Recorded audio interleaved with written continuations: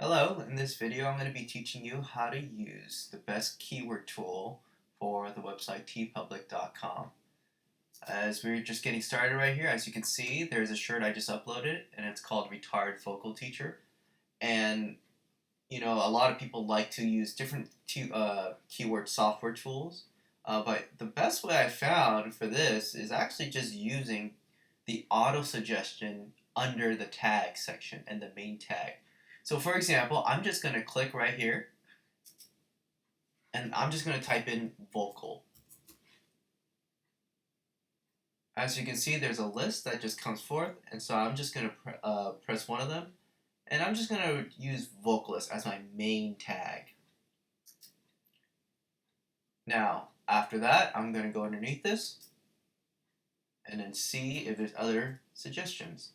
As you can see, an auto-suggested of keywords have just popped up.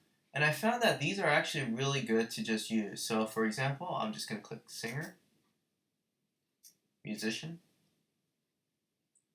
band, rock, and then I'm going to keep going with the auto-suggestion keywords to see which ones fits best.